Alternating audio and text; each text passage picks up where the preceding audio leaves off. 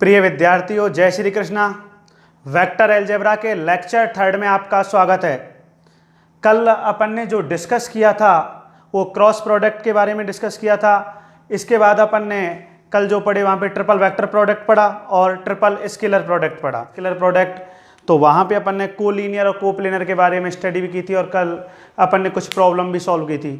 तो अपन ने कोलीनियर के लिए कंडीशन पढ़ी थी ए वेक्टर लैम्बडा बी वेक्टर। यदि इस कंडीशन को सेटिस्फाई करता है तो ए वेक्टर और बी वेक्टर कोलीनियर वेक्टर कहलाते हैं। और कोप्लेनर के लिए अपन ने कंडीशन पढ़ी थी इधर देखो, ए डॉट बी क्रॉस सी, मतलब अपन क्या कहना चाह रहे हैं, डिटरमिनेंट को रिप्रेजेंट कर रहा है। A vector B vector C vector का डिटरमिनेंट यदि 0 है तो ये तीनों वेक्टर अपने कोप्लेनर वेक्टर होंगे। तो ये कंडीशन कोप्लेनर के लिए पढ़ी थी अपन ने और ये कंडीशन अपन ने पढ़ी थी कोलीनियर वेक्टर के लिए। तो आज अपन कुछ प्रॉब्लम और सॉल्व करते हैं। इधर देखो लेक्चर 2 में जो आपको पढ़ाया था उन प्रॉब्लमों को एक बार देख लेना। आगे अपन प्रॉब्लम सॉल्व करते हैं। जैसे आपको एक क्वेश्चन दे रखा है,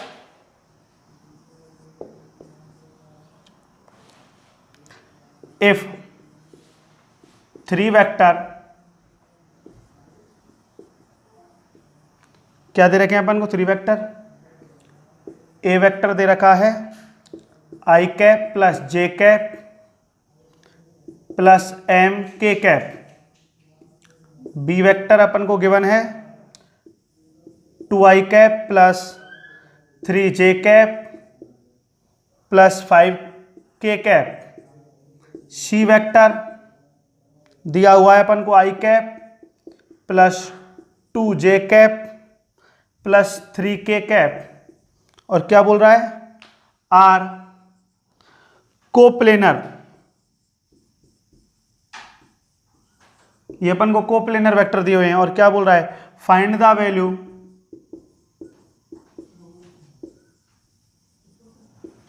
ऑफ एम। अपन को m का मान ज्ञात करना है। तो कैसे सॉल्व करेंगे,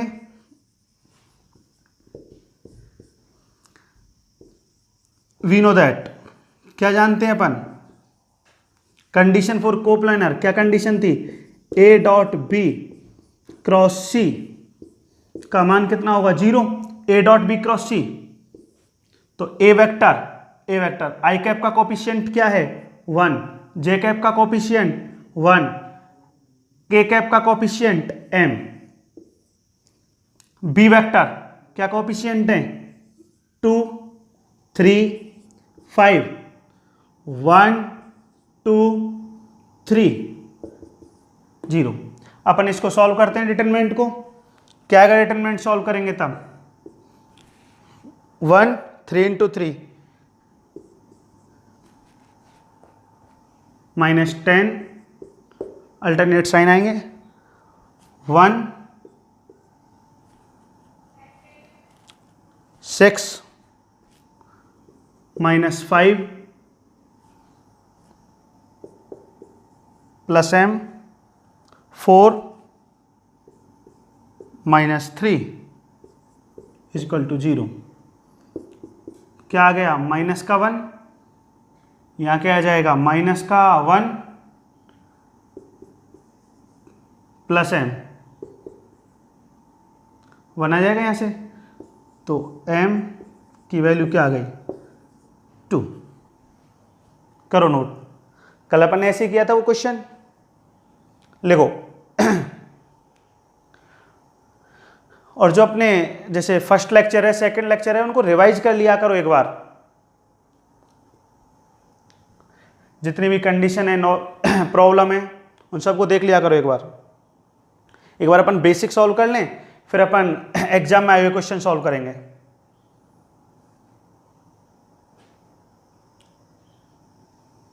कर लिया नोट, लिखो इसके बाद आगे क्वेश्चन लिखते हैं।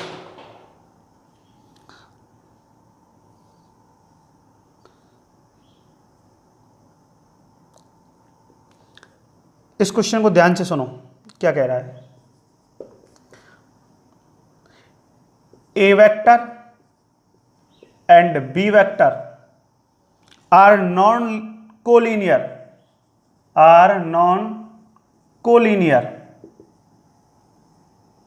इसके बाद क्या बोल रहा है, इफ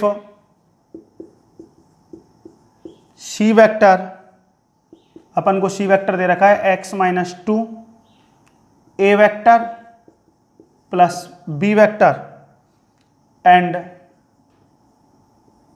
डी वेक्टर आपको दे रखा है 2x + 1 A vector minus B vector are collinear.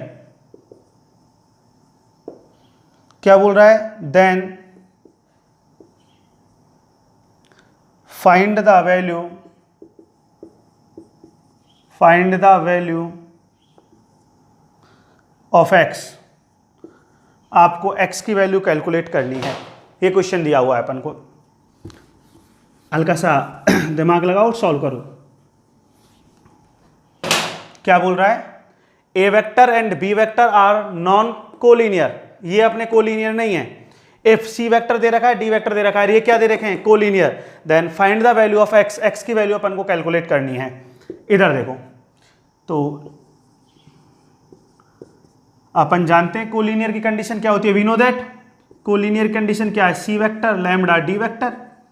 सी और डी कोलिनियर दिए हुए हैं, तो ये कोलिनियर कंडीशन को सेटिस्फाई करेंगे। सी वेक्टर क्या है अपना, x-2 A vector plus B vector lambda.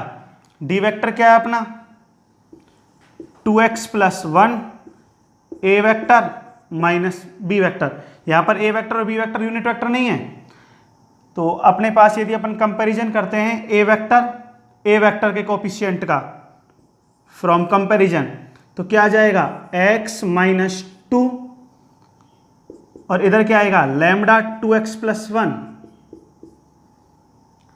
और बी वेक्टर के कोफिशिएंट्स का कंपैरिजन करते हैं, तो यहां पर क्या है 1 और यहां पर क्या है -1। मल्टीप्लाई में क्या है, लैम्बडा। तो लैम्बडा का मान कितना आ गया, -1। अपन -1 इसमें पुट कर देते हैं, तो क्या आ जाएगा, x-2 -1 2x + 1 क्या आ गया, x 2x इधर आ गया, -1 2 इधर गया, कितना आ जाएगा 3x 1 1y था। करो नोट।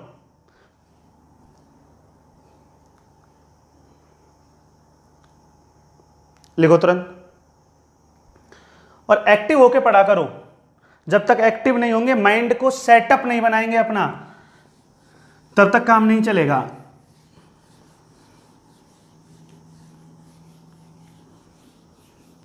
इधर देखो, अब इस प्रॉब्लम को आप सॉल्व करो। लिखो,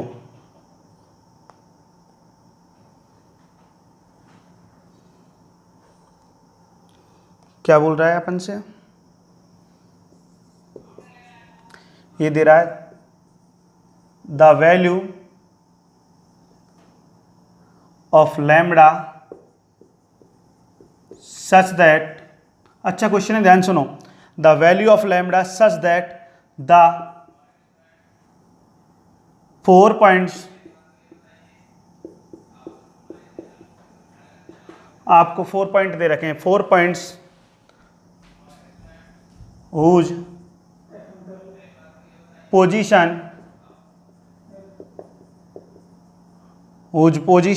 वेक्टर, अपन को इनका पोजीशन वेक्टर दिया हुआ है चारों पॉइंट्स का। क्या दे रखा है, 4 पॉइंट्स का position vector 3i cap -2j cap plus lambda k cap, एक पॉइंट का पोजीशन वेक्टर। सेकंड का क्या दे रखा है, 6i cap plus 3j cap plus k cap. आगे क्या दे रखा है, 5i cap plus 7j cap plus 3k cap and fourth point का दे रखा है अपन को 2i cap plus 2j cap, 2i cap plus 2j cap plus 6k cap, और आगे क्या बोल रहा है, आर कोप्लेनर, आर कोप्लेनर, ये अपन को कोप्लेनर दिए हुए हैं। और क्या बोल रहा है अपन को, लैम्बडा की वैल्यू कैलकुलेट करनी है, ये क्वेश्चन है अपना। क्या बोला है अपन से, अपन को 4 पॉइंट दे रखे हैं, इन चारों पॉइंटों को अपन को पोजीशन वेक्टर दिए हुए हैं और अपन को यहां से लैम्बडा की वैल्यू कैलकुलेट करनी है। जैसे ये अपना पॉइंट ए है, तो इसका अपन को ये पॉइंट बी मान लेते हैं, 4 पॉइंट दे रखे हैं ना, ये पॉइंट सी मान लेते हैं, इस पॉइंट को क्या मान लेते हैं, डी पॉइंट मान लेते हैं। तो ए पॉइंट, इसके यदि अपन कोऑर्डिनेट लिखना चाहें तो कोऑर्डिनेट क्या हो जाएंगे, 3 - 2 लैम्बडा, ये एक्स वाई जेड क्या हो जाएगा 6 3 1, सी पॉइंट के लिखें तो 5 7 3, और फोर्थ पॉइंट क्या दे रखे हैं 2 2 6। अब सबसे पहले अपन वेक्टर कैलकुलेट कर लेते हैं। जैसे अपन ए बी वेक्टर निकालते हैं, ए बी वेक्टर, तो इसे ए बी वेक्टर कैसे कैलकुलेट करेंगे, बी वेक्टर माइनस ए वेक्टर, फाइनल माइनस इनिशियल। तो इसको मैं ए वेक्टर से रिप्रेजेंट कर देता हूँ। क्या आएगा, ये एक्स का कोऑर्डिनेट, वाई का कोऑर्डिनेट, जेड का, x y z, A B vector calculate कर रहे हैं, फाइनल माइनस इनिशियल। तो 6 - 3 एक्स कोऑर्डिनेट के लिए, तो क्या आ जाएगा 3, और एक्स डायरेक्शन में यूनिट वेक्टर क्या होता है आई कैप, ये क्या आ जाएगा 3 - 2 करेंगे और माइनस क्या हो जाएगा प्लस 5j कैप, और यहाँ पर 1 - लैम्बडा, 1 - लैम्बडा k कैप। ये अपने पास क्या कैलकुलेट हो गया, ए वेक्टर। अब अपन कैलकुलेट करते हैं ए सी वेक्टर। 4 पॉइंट दे रखे हैं ए बी सी और डी, तो तीनों के वेक्टर कैलकुलेट कर लेते हैं, A B vector, A C vector और ए डी वेक्टर। तो ए सी वेक्टर क्या आएगा, इसको बी वेक्टर से रिप्रेजेंट कर दें, क्या होगा 5 - 3 2i कैप, इसके बाद 7 - 2 और माइनस क्या हो जाएगा प्लस 9j कैप, 3 - लैम्बडा, क्या आ गया 3 - लैम्बडा k कैप। आगे अपन कैलकुलेट क्या करेंगे, ए डी वेक्टर, इधर देखो A D vector C vector से रिप्रेजेंट कर दें, ध्यान से पढ़ो भाई। क्या आएगा 2 - 3, 2 - 3 करेंगे तो माइनस का आई कैप, 2 - 2 तो ये प्लस हो जाएगा 4j कैप, और क्या आएगा 6 - lambda k cap, 6 - lambda k cap. अपने पास तीनों वेक्टर आ गए, जो अपने 4 पॉइंट दे रखे थे इनके अपन ने वेक्टर निकाल लिए। अब क्या बोला है, आर कोप्लेनर, तो कोप्लेनर के लिए अपनी कंडीशन क्या होती है, अपन जानते हैं कंडीशन, क्या जानते हैं कोप्लेनर के लिए, वी नो दैट भैया, A dot B cross C, triple scalar product क्या होता है 0। तो यहां पर मान रखेंगे क्या है 3, डिटरमिनेंट से सॉल्व करते हैं ना ट्रिपल स्केलर प्रोडक्ट को, 3 5 1 - लैम्बडा। इस प्रकार के क्वेश्चन आते हैं एग्जाम में। इधर देखो बी वेक्टर का 2 9 3 - लैम्बडा, -1 4 6 - लैम्बडा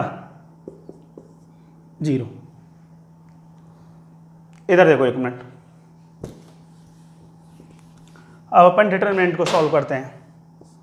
तो डिटरमिनेंट को सॉल्व करेंगे तो क्या आएगा 3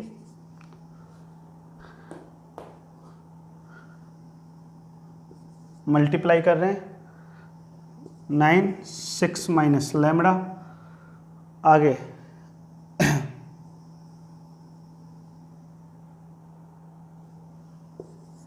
माइनस कितना आ जाएगा 4 3 - लैम्बडा -5,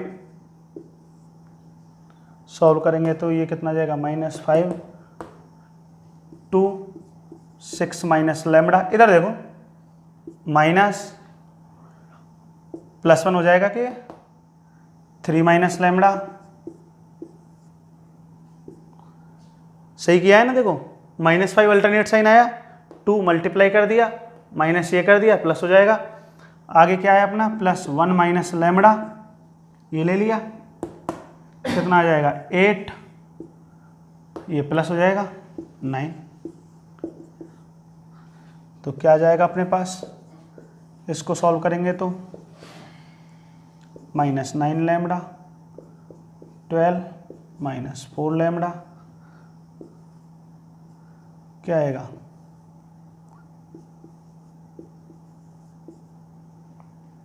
प्लस 3 माइनस लैम्बडा, और इसको सॉल्व करेंगे तो 8 और 9 कितना हो गया अपना 17,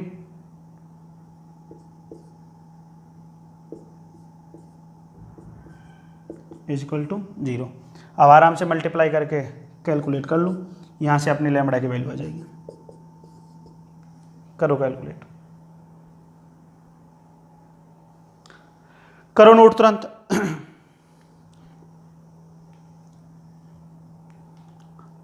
और अपने क्वेश्चन को एक कुछ सीरियस होकर आराम से पढ़ो, समझो ध्यान से।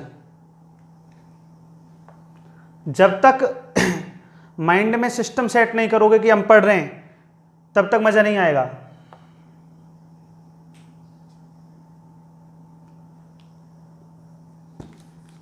कर लिया नोट?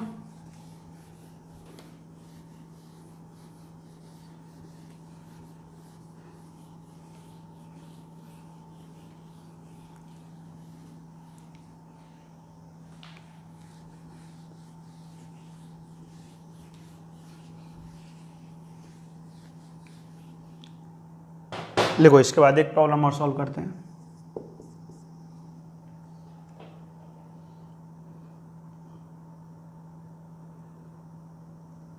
क्या बोल रहा है, फाइंड द वैल्यू ऑफ, किसकी वैल्यू कैलकुलेट करवा रहा है, ट्रायंगल। आपको एक ट्रायंगल दे रखा है नीचे, क्या ट्रायंगल दे रखा है, इधर देखो,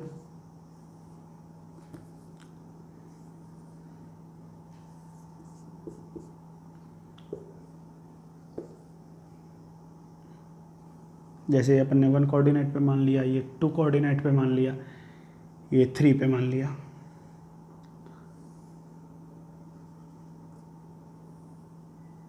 इधर देखो एक मिनट,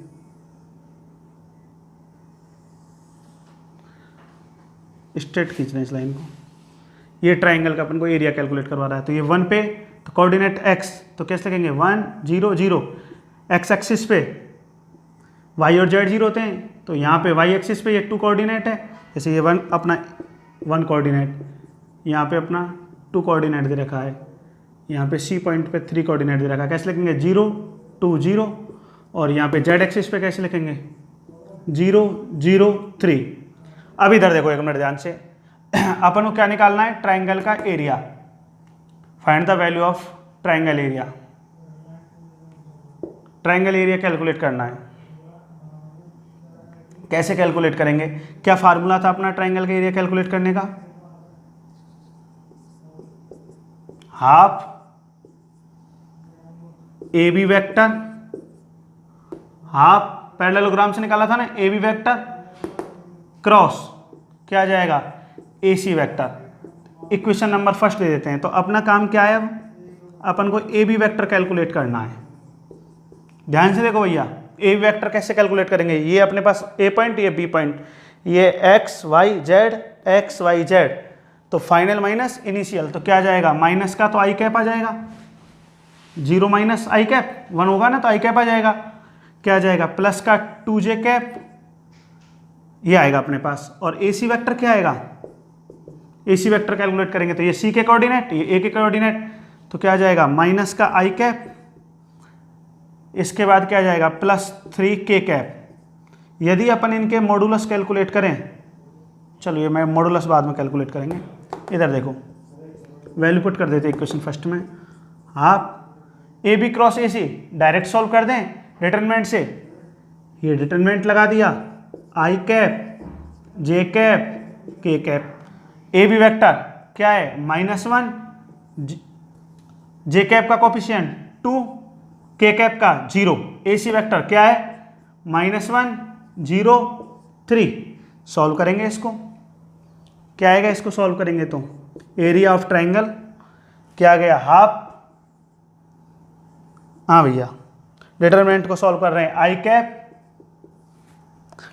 2 × 3 करेंगे तो 6 आ जाएगा, तो डायरेक्ट लिख दें 6 आई कैप, ये तो 0 हो जाएगा ना, माइनस जे कैप, जे कैप को सॉल्व करेंगे तो क्या आएगा, ये टर्म तो 0 हो जाएगी, -3, तो ये प्लस का हो जाएगा 3 जे कैप, के कैप निकालेंगे तो ये तो 0 हो जाएगा और ये प्लस हो जाएगा, क्या आ जाएगा 2 के कैप।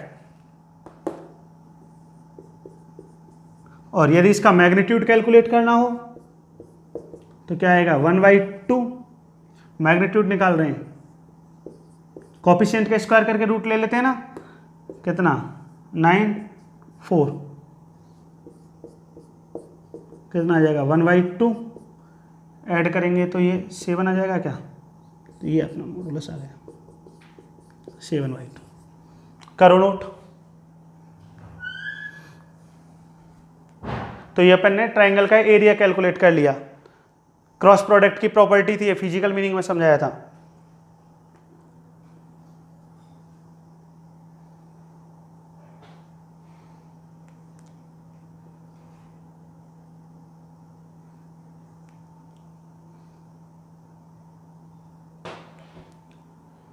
करो, तुरंत नोट करो।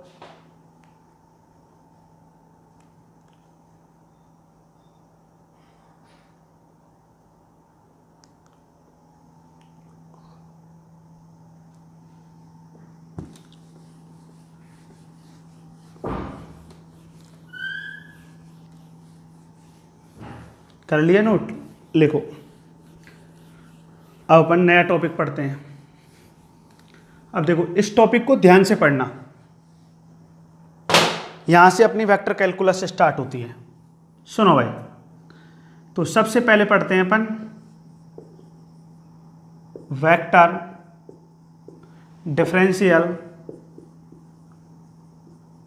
ऑपरेटर। क्या पढ़ते हैं, vector differential operator. Vector differential operator क्या होता है, इधर देखो, इधर देखो भैया, the vector differential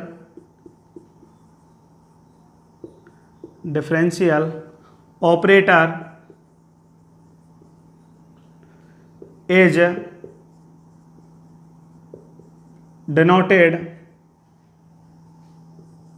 bye del. इससे रिप्रेजेंट करेंगे अपन, डिनोट किससे करेंगे, डेल से। इसको कैसे पढ़ते हैं अपन, डेल।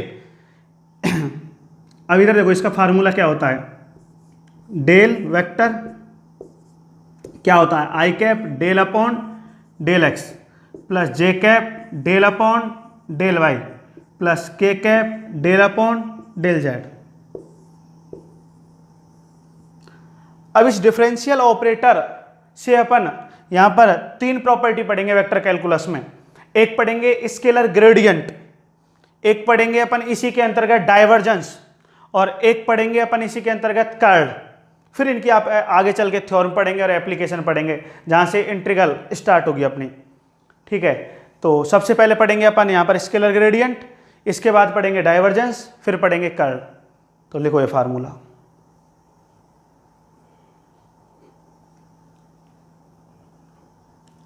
लिख लिया, हेडिंग डालो, हेडिंग डालो स्केलर ग्रेडियंट। और ये महत्वपूर्ण टॉपिक है, ध्यान से पढ़ना भाई अब सभी। इधर देखो, स्केलर ग्रेडियंट, और समझो इधर स्केलर ग्रेडियंट क्या होता है। स्केलर ग्रेडियंट अपने पास कोई स्केलर फंक्शन है, उस स्केलर फंक्शन में मैक्सिमम चेंज होता है। स्केलर फंक्शन में क्या होता है, मैक्सिमम चेंज, अपना क्या कहलाता है, स्केलर ग्रेडियंट। तो स्केलर ग्रेडियंट हेडिंग डालो, फिर अपन लिखेंगे, डालो हेडिंग स्केलर ग्रेडियंट और लिखो मैक्सिमम चेंज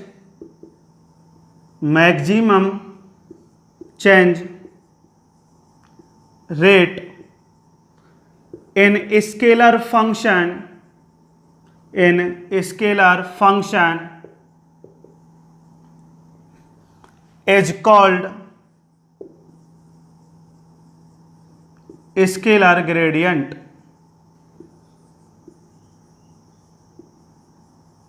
क्या लिखा है अपन ने? Maximum change rate in scalar function. किसमें मैक्सिमम चेंज? स्केलर फंक्शन में। क्या कहलाता है? Scalar gradient. जैसे अपन ने कोई फंक्शन मान लिया, let scalar function, let a scalar function phi. अपन ने एक स्केलर फंक्शन क्या मान लिया? फाई मान लिया। ये स्केलर फंक्शन फाई है, ये ऑब्जर्वेशन पॉइंट जो अपने कोऑर्डिनेट हैं उन पे डिपेंड कर रहा है। किस पर? एक्स, वाई और जेड पर। मतलब अपन ने कोई भी स्केलर क्वांटिटी मान ली फाई। ये पोटेंशियल भी हो सकता है, जैसे अपन विभव मान लिया। ये टेम्परेचर भी हो सकता है, ठीक है, तो कैपिटल टी से रिप्रेजेंट कर दो। तो अपन ने यहाँ पर एक स्केलर फंक्शन क्या मान लिया? फाई मान लिया, जो कि किस पे डिपेंड कर रहा है? कोऑर्डिनेट एक्स, वाई, जेड पे। जैसे यहाँ पे मान लिया तो एक्स कोऑर्डिनेट पे भी डिपेंड कर रहा है, वाई कोऑर्डिनेट पे भी डिपेंड कर रहा है, जेड कोऑर्डिनेट पे भी डिपेंड कर रहा है। ये अपन ने स्केलर फंक्शन मान लिया। इधर देखो, अब अपन यहाँ पर मैथमेटिकल फिजिक्स की प्रॉपर्टी लगाते हैं। अपन ने पढ़ा था total partial derivative from property of total partial derivative. तो टोटल पार्शियल डेरिवेटिव की प्रॉपर्टी क्या होती है? डी फाई क्या आ गया? Del phi upon del x D x, पहले एक्स के रेस्पेक्ट में, फिर वाई के रेस्पेक्ट में del phi upon del y. क्या आ जाएगा? D y del phi upon del Z. क्या आ जाएगा? D z. ये अपना टोटल पार्शियल डेरिवेटिव कर दिया। इसके बाद लिखो, एक मिनट पहले इसको, फिर अपन इसमें वेक्टर प्रॉपर्टी लगाएंगे। तो वेक्टर प्रॉपर्टी से कैसे लिखेंगे? डी फाई बराबर I cap del phi upon del X J cap del phi upon del Y K cap del phi upon del Z dot I cap D X J cap D Y K cap D Z. अपन ने dot product पढ़ा था, तो dot product की क्या property थी? Self dot मिलता है, तो आई डॉट आई करेंगे तो 1 हो जाएगा। क्या मिल जाएगा? Del phi upon del x D x. ये मिल रहा है क्या? ऐसे ही जे डॉट जे में 1 हो जाएगा, चेक करो ये मिल रहा है। ऐसे ही के डॉट के में ये मिलेगा। इधर देखो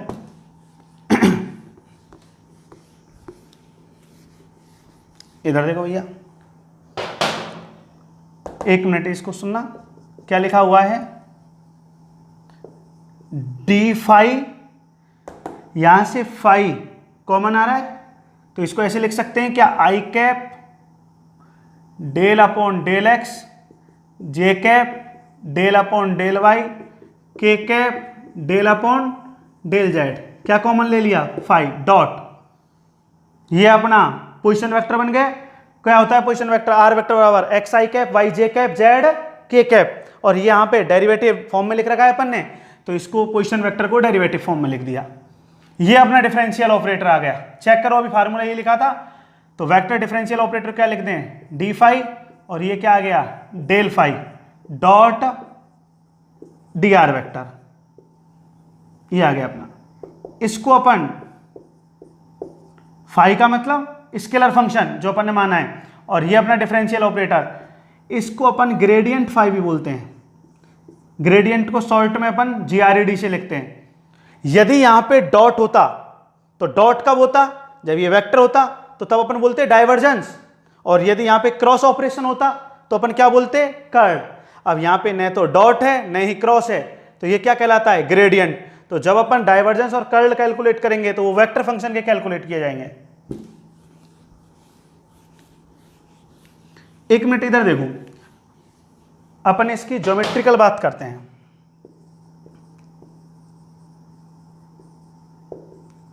इसका ज्योमेट्रिकल मीनिंग पढ़ते हैं। क्या कहना चाहता है इसका ज्यामितीय अर्थ क्या होता है? जैसे अपने पास कोई भी एक स्केलर फंक्शन है, ठीक है, ध्यान सुनना, ये अपन ने कोई सरफेस ले लिया और इस सरफेस को अपन ने नाम दे दिया एफ दे दो, F1 दे दो, ठीक है, और एक दूसरा सरफेस ले लिया अपन ने, ये ले लिया G दे दो, और यदि F1 F2 देना चाहो तो F1 F2 दे दो। ये दो सरफेस हैं जो डिस्टेंस कितनी पर प्रेजेंट मान लिया अपन ने, dr वेक्टर डिस्टेंस पर प्रेजेंट है, ठीक है। जो अपना F सरफेस है इस पर स्केलर फंक्शन कितना मान लिया, फाई, स्केलर क्वांटिटी कितनी प्रेजेंट है इस पे, फाई, और जो अपना G स्केलर सरफेस है, G अपना जो सरफेस है इस पर अपन ने स्केलर क्वांटिटी कितनी मान ली, फाई प्लस डी फाई, इतना चेंज है इसमें dr डिस्टेंस कारण। तो अपन ने दो सरफेस मान लिए, एक F है और दूसरा क्या है, G। तो F पर स्केलर फंक्शन कितना है, फाई, और G पर कितना है, फाई प्लस डी फाई अपन ने मान लिया। अब इसमें चेंज देखते हैं, तो कहीं पे भी कोई पॉइंट ले लो, तो जैसे अपन ने एक पॉइंट यहाँ पे डिफाइन कर दिया, कितने एंगल पर मान लिया, F और G, ये कितने एंगल पे, थीटा एंगल पर, यहां पर अपन ने ये मान लिया थीटा एंगल, ठीक है भैया। इधर देखो, अब एक मिनट ध्यान से सुनो, क्या था अपना, D phi gradient phi dot dr vector. अपन ने डॉट प्रोडक्ट को ओपन करना पड़ा था, ए वेक्टर मान लें इसको, भाई वेक्टर क्वांटिटी है, इसको क्या मान लें, बी वेक्टर। कैसे ओपन करते हैं, ए का मैग्नीट्यूड, बी का मैग्नीट्यूड, दोनों के बिटवीन एंगल क्या, यहां पे एंगल कितना है, थीटा, तो cos थीटा, तो डी फाई बराबर क्या आ गया, मैग्नीट्यूड ग्रेडियंट फाई का dr cos थीटा। इस dr को इधर लिख सकते हैं क्या, तो क्या आ गया, डी फाई अपॉन dr, यहां पे ग्रेडियंट फाई, और अपन को मैक्सिमम वैल्यू चाहिए इसकी, तो मैक्सिमम वैल्यू के लिए cos थीटा कितना हो जाएगा, 1, कहां पर, जब थीटा बराबर क्या होगा, 0।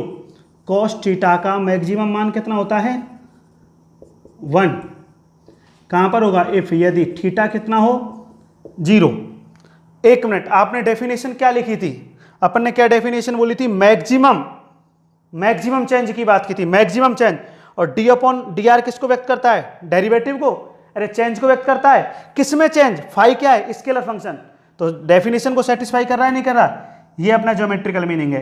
क्या बोला था अपन ने, maximum change rate in scalar function phi is known as scalar gradient. Check करो, इसे तो अपन ग्रेडियंट बोल रहे हैं, अरे यही तो है अपना ग्रेडियंट, ग्रेड फाई, ये होता है अपना ग्रेडियंट। लिख लो, लिखो एक बार।